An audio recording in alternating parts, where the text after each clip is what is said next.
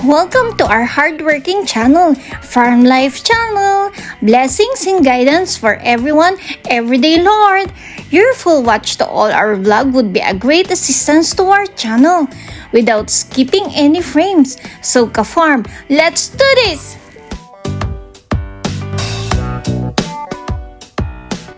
Let's start the day with ka-farm Buddha.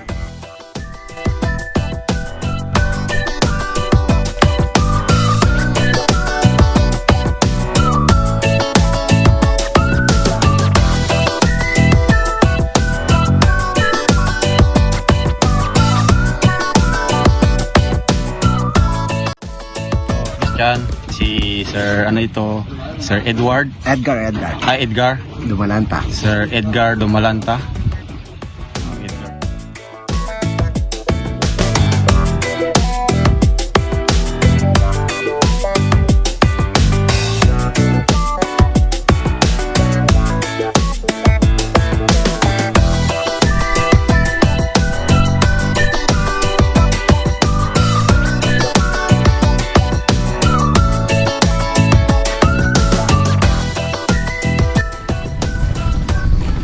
Hello mga ka-farms, good morning po, magandang araw to all our subscribers and new viewers. Shout out po mga ka-farms. So nandito po tayo ngayon sa mga fish ponds po ng ating resource person. Ang ating vlog for today mga ka-farms ay ang ating vlog 186, ang visiting fish ponds. At sa ating pong pagbisita sa mga fish ponds na ito mga ka-farms, makikita po natin yung mga fingerlings, activities, kung paano po yan binebenta, minamarket. Kasi po meron pong buyer ngayon dito sa fish ponds po ng ating resource person na si Sir Edgar Egay Dumalanta. Siya po ay ang grower and owner ng fish ponds po dito. At yun po yung makikita po nating mga activities nila for today. Kaya sa mga ka-farms po natin dyan, samahan po ninyo ako in today's vlog. Hindi ko na po ito patatagalin. So mga ka-farms, let's do this! Farms nilalapitan natin si Boss Egay ngayon. Kasama yung mga buyer niya. Nandyan na, kaway-kaway naman dyan mga ka-farms. Ayan.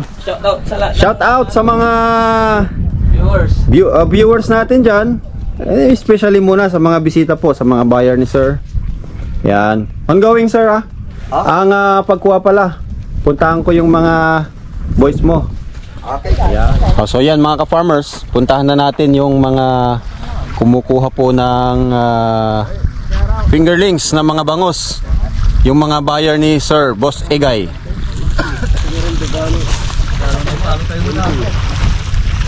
Ayan, kinukuha na yung mga seedlings, fingerlings ng bangus. Kaway-kaway naman dyan. Oh.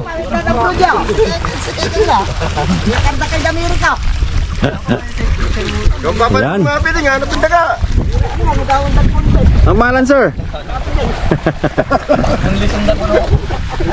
Ayan po ang mga fingerlings ng bangus. Nadala na rubog Sir si Mama Piting. Ayan, ang dami. Dami Sir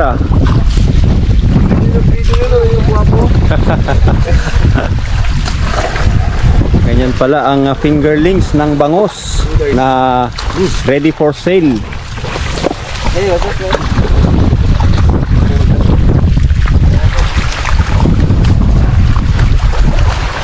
So yan po mga ka-farmers, yan yung bangus na fingerlings binili ng mga buyer ni Sir Egay.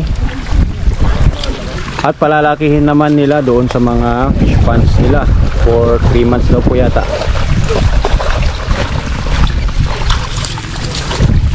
Yan. Yan doon.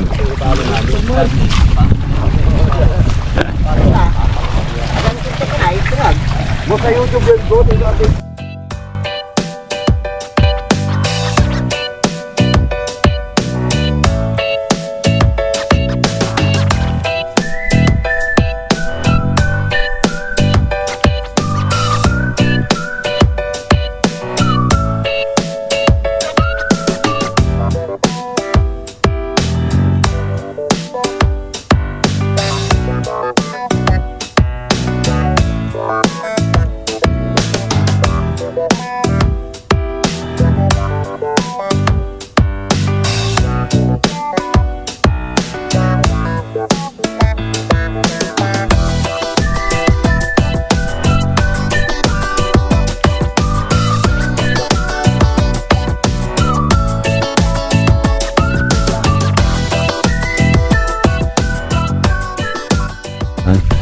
So nilipat na po yung mga fingerlings galing doon sa pond na malaki, nilipat sa maliit po mga ka-farms. Para daw po yung fingerlings ay makadumi muna. Makadumi para may labas yung dumi. Para nila pag inimpake na po sa plastic ay malinis po yung tubig doon sa kanilang plastic cage for transportation, para hindi ma-pollute yung tubig. Kailangan makadumi muna yung mga fingerlings dito.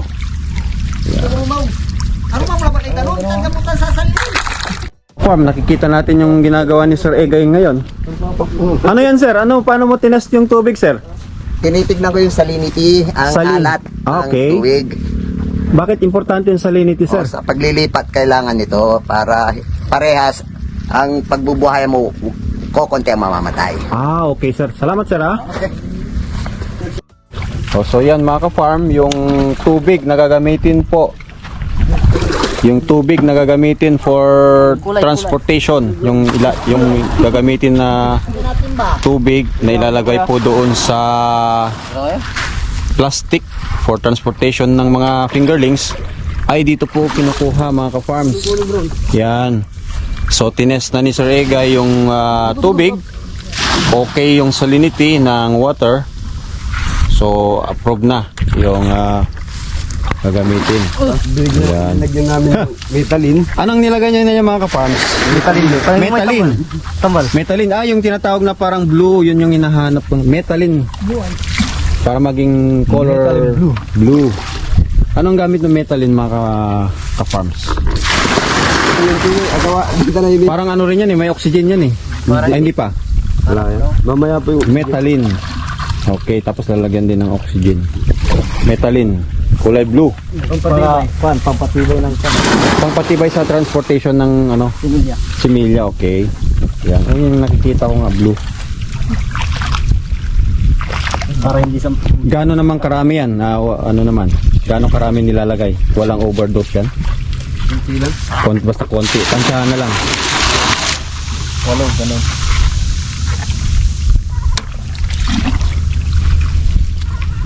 Gaano karami nilagay nyo dyan? 1 litro? Konti lang. Konti lang. 3 kutsarita. 3 kutsarita. Ayun ba yun? Patingin. Ayun. Ayun yung metalin blue. Yung tayo yan yung nilalagay. Yan, 3 kutsarita dyan sa ganyang kalaki na batsa. Dagawon. So yan na mga ka-farm. Sinimulan ng pag-impake. Umpisa na. Kaway-kaway naman dyan mga ka-farms. Yan na po mga ka-farms. Makikita natin yung pag-impake ng mga fingerlings. Ayan. May naglalagay, mayroon pong naglalagay ng tubig. Kanya-kanyang trabaho po sila mga ka-farms. And then bibilangin po doon sa area. Puntahan natin mamaya.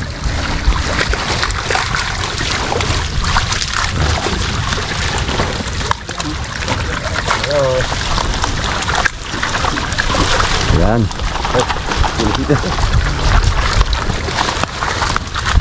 Bibilangin. Ilan nang i-impake dyan sa isang plastic po? 7. 7. 7 lang? Isang plastic, 7 lang. Okay.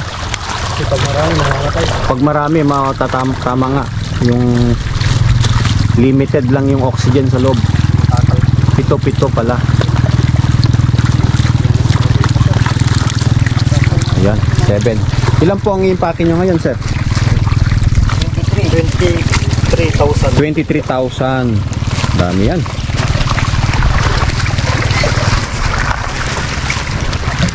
Ayan, may tagalagay ng blue water. Yung may, ano nang tawag yun sa blue na yan, sir? Metalin? Metalin blue. And then, mayroong tagahawak. May tagalagay. Water. Okay. This is water. Oh.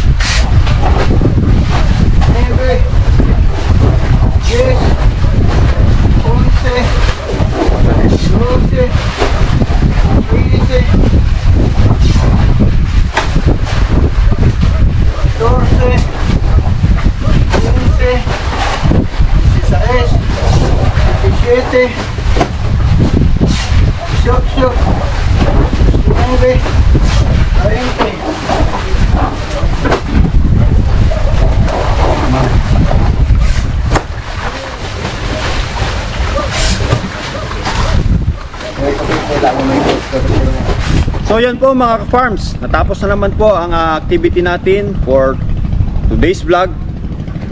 Nakita po natin yung mga fingerlings, mga different activities sa pag-impake ng mga fingerlings ng bangos, yung mga sistemang ginagawa po nila. So yan, sana po ay nakapagbahagi po kami ng munting kaalaman, munting sharing sa mga viewers po natin at sa mga gusto pong mag-venture sa bangus fingerlings production at sa mga gustong bumili po ng mga fingerlings dito sa Binmalay area, dito po sa area nila Sir Egay. Pwede po kayong pumunta po dito. So yan po, sa mga subscribers po natin dyan, please continue to like, share, and give your comments. And if you are new to our channel, mga ka-farms, please subscribe, like, and share. And also give your comments po para po patuloy tayong makapagbahagi ng mga kaalaman sa mga viewers po natin. Kaya sa mga ka-farms po natin dyan, just keep on farming mga ka-farms. Yan. This is what it is, ka-farms. This fishing farming business is huge. Hope Farm Life efforts for this variation of vlogs sharing paid off. We are trying to explore more on what we have within our vicinity. We'll keep on coming, ka-farms. Hang on there. See you in our next vlog. Keep on farming!